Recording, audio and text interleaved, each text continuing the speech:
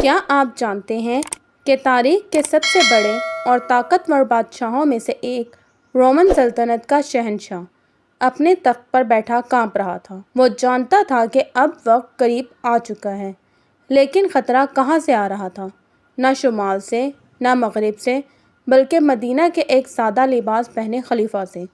جی ہاں، حضرت عمر فاروق رضی اللہ عنہ، جن کا ایک فیصلہ، ایک حکم رومن امپائر کے زوال کا آغاز بن گیا۔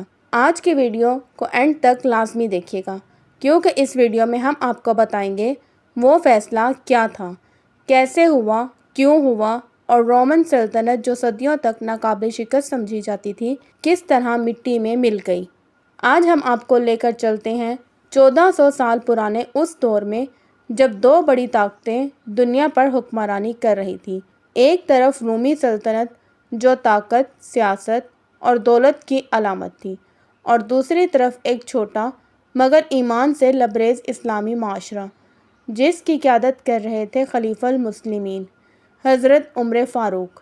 یہ کہانی ہے انصاف کی، بہادری کی اور اس ایمان کی جو دنیا کی بڑی بڑی سلطنتوں کو جھکنے پر مجبور کر دیتا ہے۔ حضرت عمر رضی اللہ عنہ کا دور خلافت 634 سے 644 عیسوی تک رہا۔ ان 10 سالوں میں انہوں نے اسلامی ریاست کو غیر معمولی وسعت دی۔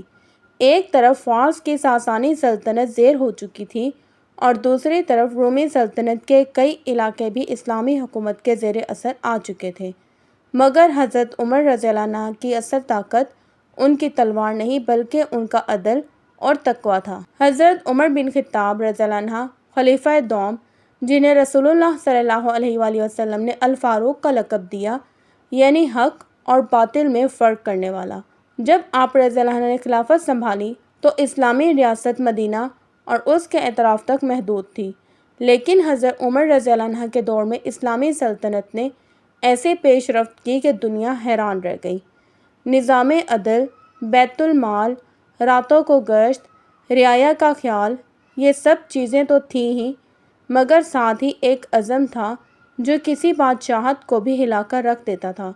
یہ عزم تھا اللہ کے دین کو غالب کرنے کا۔ رومن امپائر، جسے بازنطینی سلطنت بھی کہا جاتا ہے، اس وقت مشرقی یورپ، شام، فلسطین اور مصر کے بڑے حصے پر قابض تھی۔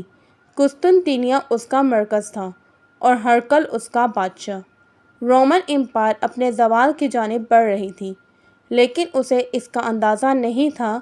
اس کے دربار میں عیاشیاں، ظلم، بدعنوانی اور کمزور قیادت سب موجود تھے، مگر وہ خود کو ناقابل تسخیر سمجھتے تھے۔ حضرت عمر رضی اللہ عنہ نے اسلامی لشکر کو حکم دیا کہ وہ شام کی جانب پیش قدمی کریں۔ حضرت خالد بن ولید رضی اللہ عنہ، حضرت ابو عبیدہ بن الجراح رضی اللہ عنہ، حضرت زید بن ابو سفیان رضی اللہ عنہ جیسے عظیم سپہ سالار رومن سلطنت کی جانب بڑھے۔ یہ فیصلہ، یہ ایک اعلان جنگ تھا، اور اسی فیصلے نے تاریخ کا دھارا موڑ دیا۔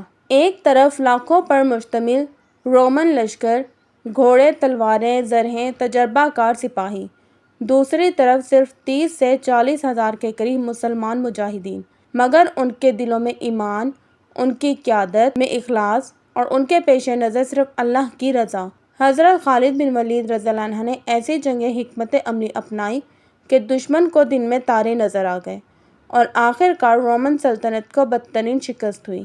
یہ حضرت عمر رضی اللہ عنہ کے فیصلے کا پہلا بڑا نتیجہ تھا۔ حضرت عمر رضی اللہ عنہ نے فتح کے بعد اپنی فوج کو حکم دیا کسی بچے، عورت یا بوڑھے کو نقصان نہ پہنچایا جائے، عبادت گاہوں کا احترام کیا جائے، اور جو لوگ جزیہ دینا چاہیں ان کی حفاظت کی جائے۔ یرموک کی شکست کے بعد رومن افواج پسپا ہو گئی اور مسلمان بیت المقدس کے دروازے تک جا پہنچے۔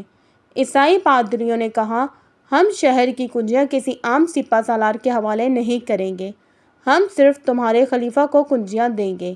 جب حضرت عمر رضی اللہ عنہ کو اطلاع ملی تو وہ بغیر کسی شان و شوکت، بغیر کسی لشکر، ایک خادم اور ایک اونٹ کے ساتھ بیت المقدس کی طرف روانہ ہو گئے۔ راستے میں جب اونٹ پر خادم سوار ہوتا تو حضرت عمر رضی اللہ عنہ نکیل تھام کر خود پیدل چلتے۔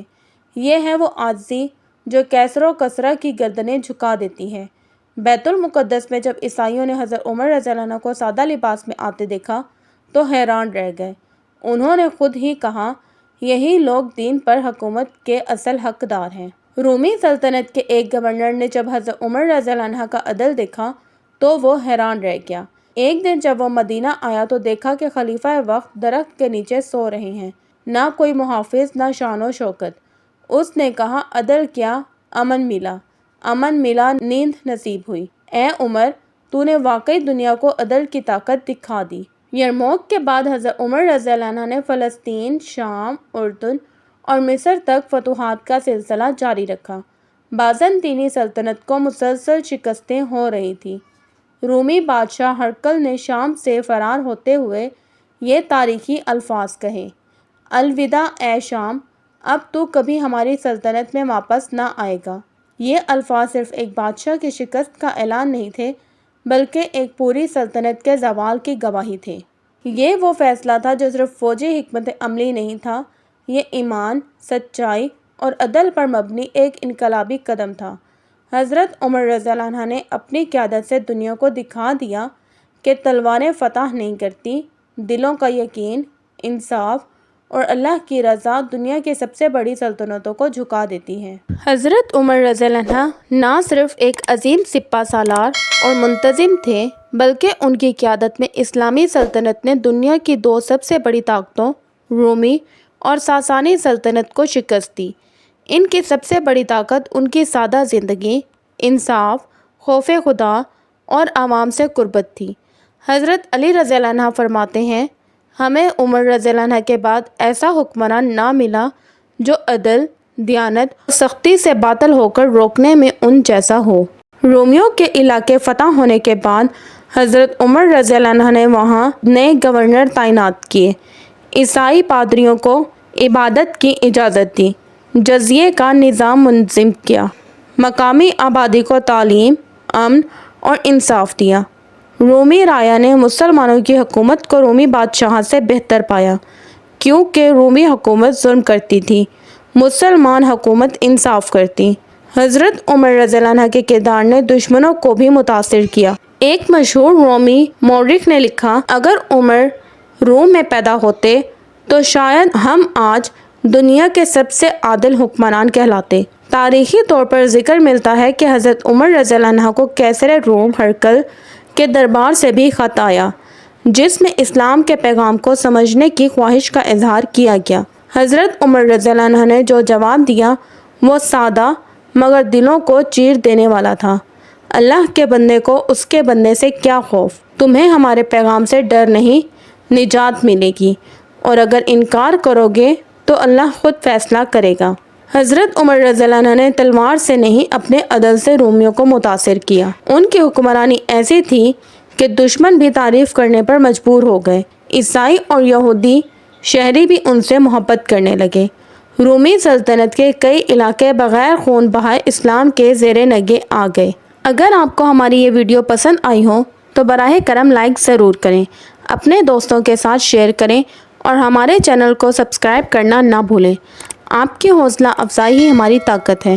ملتے ہیں ایک نئی ویڈیو کے ساتھ، تب تک کے لیے اللہ حافظ۔